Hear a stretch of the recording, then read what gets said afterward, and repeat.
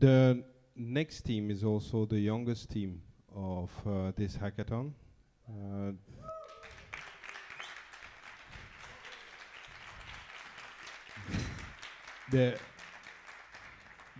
Their statistical average age is 17 years and 22 days.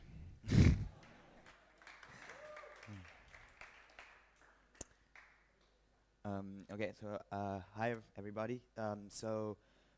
We are Team Super Dry. We're not sponsored.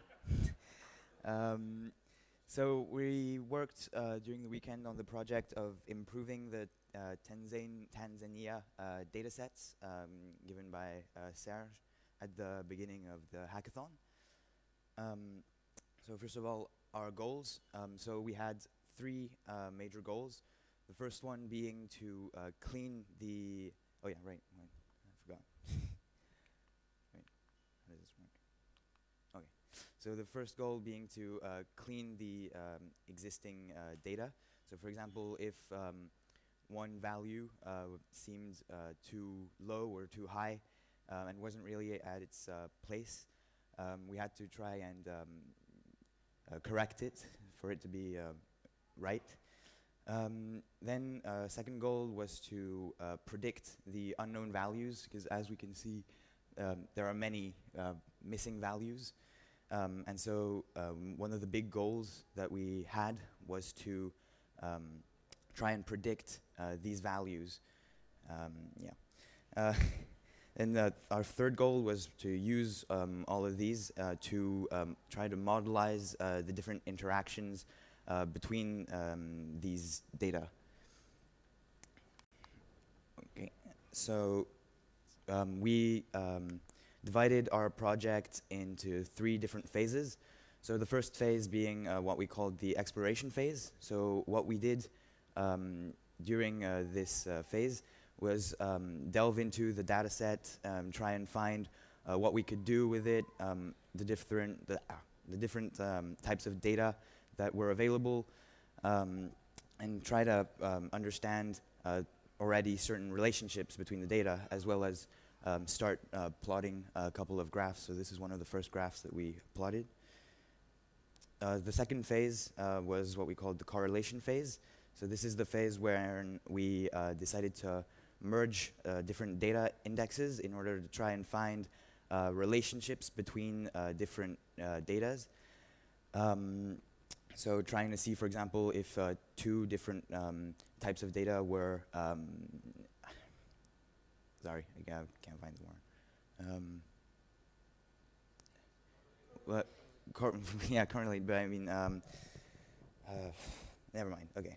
If they were, for example, mathematically linked, which could then help us modelize a function, which will help us later for the modelizing of the rest of the data. So modeling was our third phase. Oh, wait, never mind, okay. So by using linear regression and polynomial regression, we tried to predict the missing data. So for example, the graph on the top right, the blue, dark blue bars represent the data that was given to us, and the light blue bars represent the data that we predicted using regression. And then the two graphs at the bottom are just to show that we think our algorithm works pretty well, because the one on the right represents the population with the data that was given, and the regression line that was created, we put it back here, but with the new values that we created, and they correspond, so we're pretty good.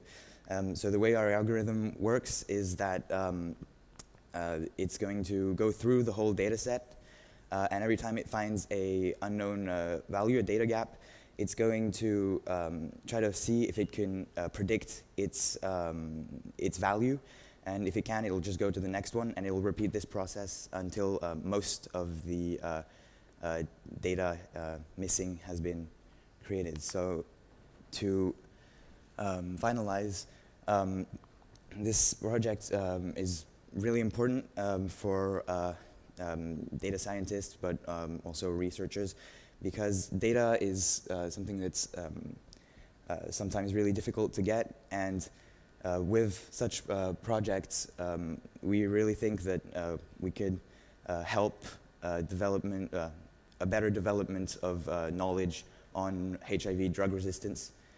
And we also think that if such algorithms had been used before, the projects that were made this afternoon could have been even better than what they already were.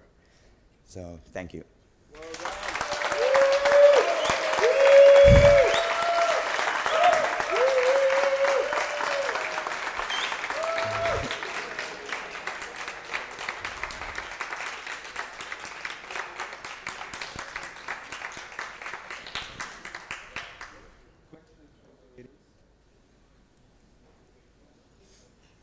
Questions from you guys? So I have a question. Are you the eldest of the family? Yeah. So what do the youngsters do? No, they don't. They're not into data science. I can try to form them. Excellent. Congratulations. You've impressed us very much. Thank you.